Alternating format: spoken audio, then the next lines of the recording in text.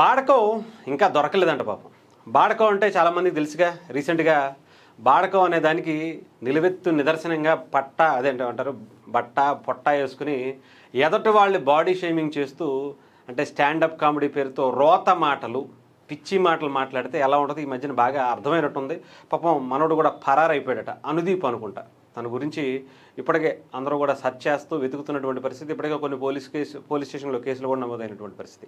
పవన్ కళ్యాణ్ గారి గురించి, రామ్ చరణ్ గారి గురించి, జూనియర్ ఎన్టీఆర్ బాడీ గురించి, అలాగే నందమూరి బాలకృష్ణ గారి గురించి కూడా మాట్లాడినటువంటి పరిస్థితి కనిపించింది. అంటే కామెడీ చేయొచ్చు, కానీ దానికి ఎదటి వాళ్ళని కించపరచాల్సిన అవసరంలా. ఎదటి వాళ్ళ వ్యక్తిగత జీవితాల్లోకి వెళ్ళి దాన్ని కామెడీగా తీసుకుని అందరినీ నవ్వించాల్సినటువంటి అవసరం కూడా లేదు. కావాలంటే నీకు నువ్వు వేసుకో, తప్పులేదు. నీ మీద నువ్వు జోకులు వేసుకుంటూ, నీ కుటుంబం మీద జోకులు వేసుకుంటూ అలాంటి మాట్లాడితే ఎదటి వాళ్ళు యాక్సెప్ట్ చేస్తారు. అంతేగాని ఎదటి వాళ్ళ గురించి, వాళ్ళకి నీకు ఎటువంటి సంబంధం లేకుండా పబ్లిక్ లైఫ్లో ఉన్నారు కదా అని చెప్పి సెలబ్రిటీస్ గురించి ఇష్టానుసారం మాట్లాడితే అది కరెక్ట్ కాదు. కానీ ఈ బాడక ఒకటి చేశాడు.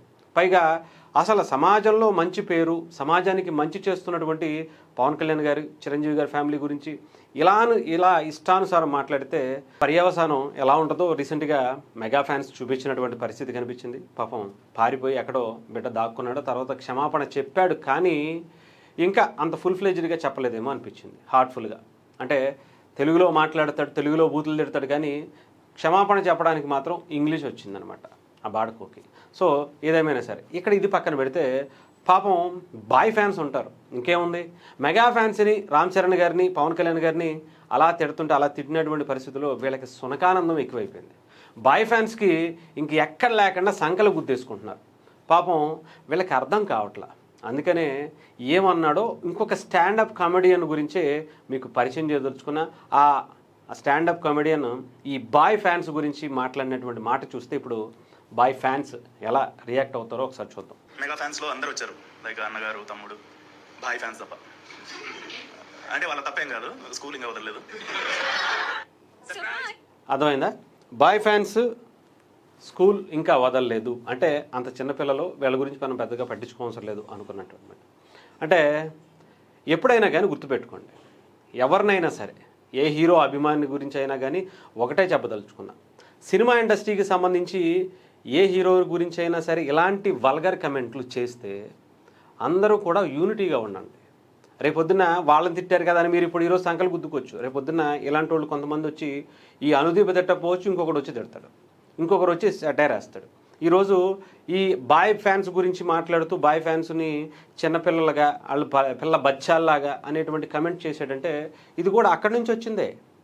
ఇది కూడా ఆ అనుదీప్ ఏదైతే ఆ కాన్సెప్ట్ పెట్టి ఒక స్టూడియో పెట్టి దాంట్లో ఈ స్టాండప్ కమెడియన్ పెట్టి కొంత రోత పుట్టించేటువంటి మాటలు మాట్లాడుతున్నాడో ఆ బ్యాచ్ నుంచి వచ్చింది. ఇది కూడా కావాలంటే ఆ వీడియో కూడా మీకు కావాలంటే పక్కన చూపిస్తా. మరి ఇలాంటప్పుడు అదిగో జూనియర్ ఎన్టీఆర్ గారు ఫ్యాన్స్ అన్నారు కదా, బాలకృష్ణ గారిని అన్నారు కదా, పవన్ కళ్యాణ్ గారిని అన్నారు కదా, చిరంజీవి గారిని అన్నారు కదా అని ఒకళ్ళకొకళ్ళు సంకలు గుర్తుకోకూడదు. అర్థమైందా? రేపొద్దున మిమ్మల్ని కూడా అంటారు కొంతమంది. ఇంకేముంది, పేటీఎం బ్యాచ్ రెడీగా ఉంటారుగా, వాళ్ళైతే ఇంకా అసలు మామూలుగా లేదు అలా సైకో ఆనందానికైతే. కానీ ఇక్కడ రేపొద్దున్న ఇలా ఇక్కడ వీళ్ళని తిట్టినోడు రేపొద్దున వాళ్ళని తిట్టడాన్ని అని గ్యారంటీ ఏం లేదు కదా. వస్తాడు అలాంటి ఇంకో సైకో కూడా ఇక్కడ తయారవుతాడు. ఇక్కడ ఎవరినైనా సరే, రాజకీయాల్లో కావచ్చు, సినిమాల్లో కావచ్చు, హుందాగా ప్రవర్తించండి. అంతేగాని మీరు ఈరోజు సంకలు గుర్తుకుంటే రేపొద్దున్న మీ సంకల్లో పెద్ద మంటెట్టేటువంటి వ్యక్తులు కూడా వస్తారు. సో జాగ్రత్తగా బాయ్ ఫ్యాన్స్ కొంచెం మెచ్యూర్డ్గా ఆలోచించండి. వాళ్ళు అన్నట్టుగా ఇంకా స్కూల్ వదలలేదంటే మేము కూడా ఏం చేయలేం. కొంచెం హుందాగా బిహేవ్ చేయండి. అందరూ కూడా సినిమా ఇండస్ట్రీకి సంబంధించినటువంటి వ్యక్తులు ఇలా ఒకళ్ళకొకళ్ళు, అది కూడా మెగాస్టార్ చిరంజీవి గారి అండతో చాలా గొప్పగా ఈ స్థాయికి వచ్చినటువంటి వ్యక్తులు. అది మాత్రం మనం మర్చిపోకూడదు. ఎవరు ఏమనుకున్నా సరే మెగాస్టార్ అనేటువంటి ఒక శిఖరం లేకపోతే కింద ఉండేటువంటి వ్యక్తులు ఎవరో కూడా కనిపించరు. అది గుర్తుపెట్టుకోండి.